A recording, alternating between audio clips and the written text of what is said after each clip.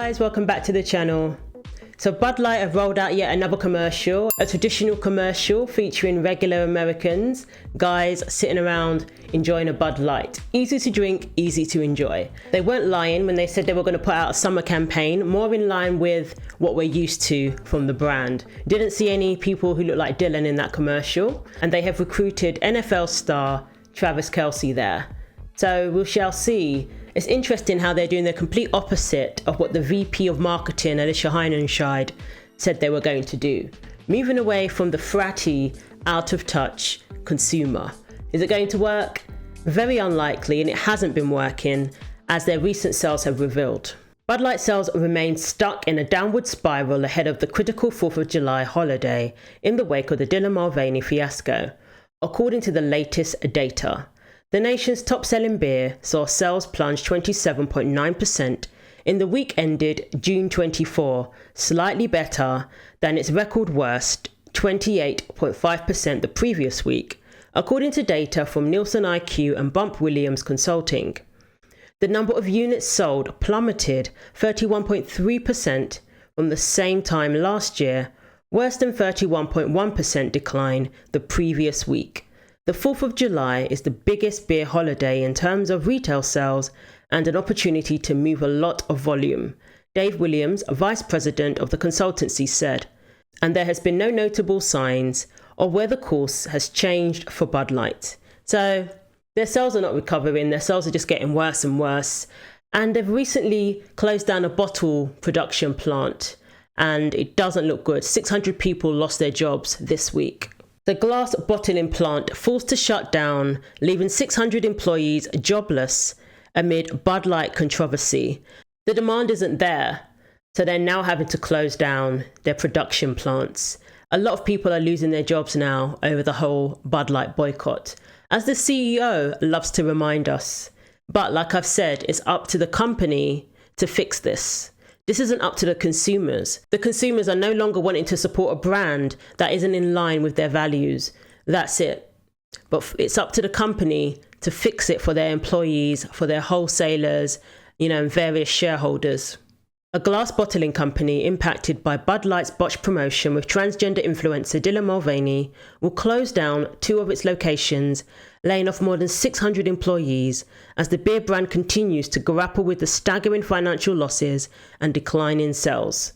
The Adar Group, a global glass producer that contracts with the Anheuser-Busch company, announced it would be closing its plants in North Carolina and Louisiana in July, putting roughly 645 employees out of a job.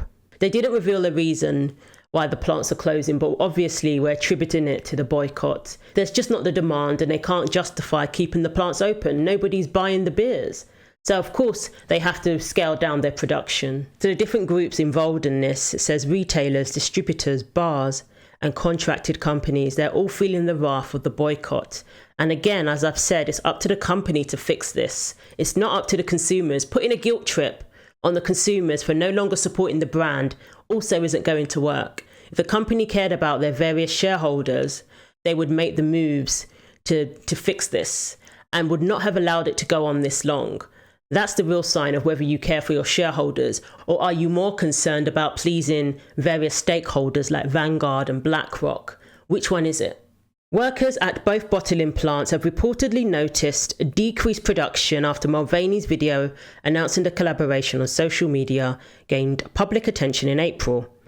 A machine repair mechanic told the outlet that the drop in demand forced the Louisiana and North Carolina plants to put some of their machines offline, which he attributed to the Bud Light situation. Yep, they shut it down due to the slow sales of Anheuser and InBev. And remember, it's not just Bud Light being affected, it's other Anheuser-Busch products too. So David Williams is a machine repair mechanic, and he said, because of Budweiser no longer selling the bottle, they no longer needed our product. And one person whose insight I have found very interesting throughout this whole Bud Light saga is the former president of Anheuser-Busch, Anson Fredricks. He has given really great insight, some insider information, given some thoughts on what's going on behind the scenes and also how he thinks the company need to handle this. And I don't think they're listening to his advice, unfortunately. He also revealed that one of the reasons he left the company was this whole BlackRock Vanguard situation. Remember, the CEO of BlackRock said something about forcing behavior. And he basically saw that they cared more about pleasing their stakeholders rather than their shareholders. Not just Anheuser, this happens with a lot of these companies, where it's no longer just about the product, but it's also about forcing social change. And he saw that, the company were going down that route. So he left. And that's admirable. And a lot of the politicians in those states, in California, for example, they recently have mandated those large pension funds that they divest from things like fossil fuels and oil and gas. And then when Bill de Blasio, mayor of New York, was there, did the same thing. But they also tell BlackRock, State Street, and Vanguard, if they're going to manage their money, they have to commit to things like ESG, diversity, equity, inclusion, and adopt firm-wide commitments that they therefore then force onto all the major companies in corporate America. So the governor of California, Gavin Newsom, says to a BlackRock, we're not going to send you our $100 billion state pension if you're going to invest in ExxonMobil. We're only going to send it to you guys if you guys are going to invest it in woke companies. And then that's what these places do. They invest it in these woke companies. They make them woker. And then everybody gets paid. You left Anheuser-Busch because of some of these shenanigans. What happened there? Oh, I left Anheuser-Busch, not necessarily because of Anheuser-Busch, but a lot of other companies. I was living in Atlanta, for example, during the 2021 time period, and you had the citizens of Georgia. They voted for representatives to make sure we could have election integrity laws. You have to have an ID to vote. And for that ID to vote, this seemed like it was a pretty logical law. I was kind of surprised in Georgia didn't have it. But what was crazy to me was that after the fact, BlackRock came out and they said, we're against this law. We think this is bad for democracy. This is bad for society. And they basically then had companies like Coca-Cola, like Delta, and heck, even Major League Baseball. They canceled an all-star game over this. And when I was seeing this was bad for capital markets because instead of these companies just delivering soft drinks or heck, doing Major League Baseball, they're getting involved in these political issues. That's bad for these companies because they're alienating a lot of their customers, as we're seeing right now with firms like Anheuser-Busch. But frankly, it's bad for democracy as well. Citizens should be able to decide these things through free and fair elections, not necessarily with a small group of asset managers and CEOs that are telling individuals how to live their lives. So I'm going to react to his latest interview where he basically says the current CEO needs to step down because he's messed up big time and he's not fixing the situation. He's just continuing to make it worse. And the boycott has gone on for far too long. So let's take a look. President of Anheuser-Busch, Anson Fredricks, joins me now. And Anson, so great to have you here to talk about this. You are calling for Anheuser's CEO to step down. You say he's had several opportunities to kind of right the ship, but he's failed. Explain to me why he needs to leave. You know, as we've seen this week, we just had 600 workers at one of the Anheuser-Busch suppliers were just laid off. Unfortunately, there's going to be more workers that are going to be laid off if we can't find a CEO who is going to successfully and confidently address this situation. Whitworth has had 3 chances now to come and clearly articulate that this campaign was not in the best interest of Anheuser-Busch shareholders. And the shareholders of Anheuser-Busch are those firefighters, doctors, police officers, et cetera. And to make sure that their retirement accounts and 401k accounts are done well, companies need to focus on great products and services, period. That's it. Not necessarily get involved in a lot of different political issues or social issues that are being pushed on them by companies like BlackRock, State Street, Vanguard. And that's this CEO, Whitworth, has been unable to clearly serve those shareholders. And unless he does that, we're going to have to unfortunately find another CEO who can. See? Basically, that seems to be the focus, BlackRock, Vanguard, rather than the shareholders. And this has been the problem from day one. And this CEO, he hasn't nipped this in the bud. He could have nipped it in the bud straight away, to the point where people would have forgotten about it. He could have said, oh, we screwed up. Apologies. Probably not the best move. Probably not the best person to partner with. We don't want to insert ourselves into politics. We're going to stay out of it from now on. And that would have been the end of it. People would have forgotten, especially since Dylan has been sponsored by all these other companies. We had Target, we had North Face, all of these companies surprisingly coming out of the woodwork, and going woke. So people would have forgotten about it. I really do believe that. But unfortunately, They just dragged it on and on, and coming out with these generic statements that didn't really pick a side, that didn't really say where they stood. The first statement people considered insulting because they were just basically doubling down. That's how people took it.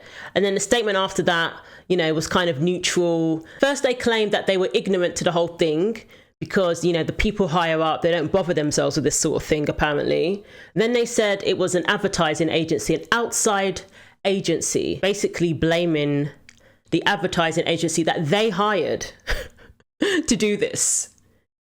Pleading ignorance, blaming the outside agency, instead of just saying, we really messed up and we're not going to do it again. A lot of people didn't take too kindly to it because it was insulting people's intelligence. And then it was all these, patriotic style commercials that clearly are not working. That's not going to get people to forget. That's not going to get people to think, let's embrace Bud Light again, when the brand has been tainted. And they didn't fix it. They let it drag on for this long. Another thing they did, they underestimated how long the boycott was going to go on for. They never realized that it was going to go on for this long. They didn't think the consumers had it in them. They underestimated us. And now look where they are. So yeah, the right thing to do really would be to step down because what the CEO is doing isn't working. In a recent interview, he basically said that he's going to throw more money at the situation, invest in more campaigns, put more campaigns out there, but the core of the issue has not been addressed. Till this day, they haven't even said that they made a mistake. They haven't even acknowledged that. Are you surprised at how long this has gone on? These things happen, and there's a big, huge, furore. There's a pushback, and then it kind of fades away. This has been long-lasting, has it not?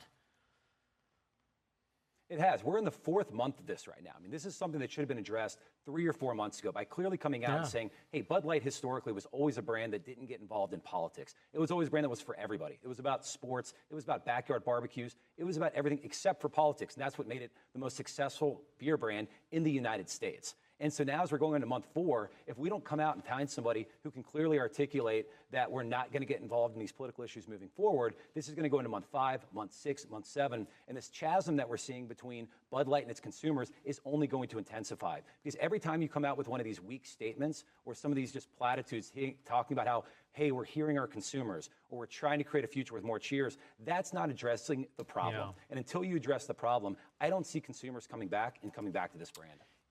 Yeah, I mean, the CEO said, we hear you. What is it you hear? Gayle King was asking that. What is it you hear? Good question. On one side, they have the commercials with the regular Americans, patriotism, all of that. And then on the other side, they're sponsoring pride events, extreme pride events. We saw the images that came out of Toronto, sponsored by Bud Light. So again, which one is it? These generic statements is straddling the fence. The interview he did, again, straddling the fence. He won't come out and say they made a mistake, they regret it and they're going to move on, sticking to the beer and not the politics. He kind of said that, but at the same time, their actions say otherwise. So again, which one is it? People don't know. Next one, Anson. Anheuser-Busch responded to Dylan Mulvaney's claims that the company essentially abandoned her during the Bud Light backlash, saying, quote, what do you make, saying, quote, as we've said, we remain committed to the programs and partnerships that we have forged over decades with organizations across a number of communities, including those in the LGBTQ plus community. The privacy and safety of our employees and our partners always is our top priority. And as we move forward, we will focus on what we do best, brewing great beer for everyone and earning our place in moments that matter to our consumers. Okay, what do you make of that response? I think the real sad response is the one that Anheuser-Busch has failed to give to Dylan Mulvaney. They originally were the ones that developed this partnership with her, reached out to her and said that, hey, we want to do a partnership. We're going to send you cans. And then all of a sudden, they were not able to come and support Dylan Mulvaney after the fact. I think Dylan said it best in saying, hey, what's even worse than supporting somebody? If you're going to come out and do a campaign with somebody, you have to support them. Otherwise, don't do it at all. So basically, Dylan said, don't do this campaign or come out and say this was a mistake. Because if you can't support me, if you can't come out and come back and say this was in the best interest of the company, then you just shouldn't have done it. And therefore, that did what basically the CEO of Anheuser-Busch should have done weeks ago, which is just cut ties. Say this was a mistake. This was not in the right interest of the brand, not in the right interest of the shareholders of Anheuser-Busch. We're going to move on, and we're going to focus on other campaigns that aren't this. But when you keep getting these indecisive answers, you're going to continue to alienate your loyal customer base that doesn't want the politics, but then also they're alienating the other side that does want them to come out and clearly say, hey, we're going to support Dylan Mulvaney. And so right now, nobody's happy with Bud Light, and Bud Light's trying to be everything to everyone. And right now, they're being really nothing to anyone. Yeah, exactly. That's what's happening. Even still, in the midst of the boycott, 28 billion loss in sales. They're still trying to compartmentalize their consumers. They've got the gays over here, they've got the conservatives over here, and they're alienating both sides. It would have been in Dylan's best interest if they had come out from the very beginning and said, we're going to cut ties. We made a mistake. This is a bit too extreme for our brand. You know, it was ill-advised. And then move on. But because they dragged it on, they didn't pick a side and say, no, we're in support of Dylan and we didn't do anything wrong. If you don't like it, you know, sorry, but this is the direction we're going in now. They could have said that, but they didn't. They just carried on trying to appeal to both sides, which they're still trying to do, but they ghosted Dylan. So how hypocritical is that? You ghost Dylan, but you don't stand beside Dylan. Dylan is also feeling the backlash of this boycott because Dylan's brand is tainted. Companies are going to be scared to go near this person now. They've seen what has happened to Bud Light, and that might be what that whole video was about. Just putting it out there to the different companies, you know, continue to support trans people, otherwise you're bigots. You know, if you don't partner with people in this community, you're facilitating bullying. Or if you don't come out and defend us, you're facilitating bullying and harassment of people in this community. That's essentially what Dylan, you know, appeared to be saying. But ultimately, I can imagine that Dylan's brand is suffering from all of this too. And the longer it goes on, the worse it's going to be for all parties involved. And this CEO is allowing it to continue. Over here we have sponsoring gay pride in Toronto. Over here we have regular American folks enjoying a beer.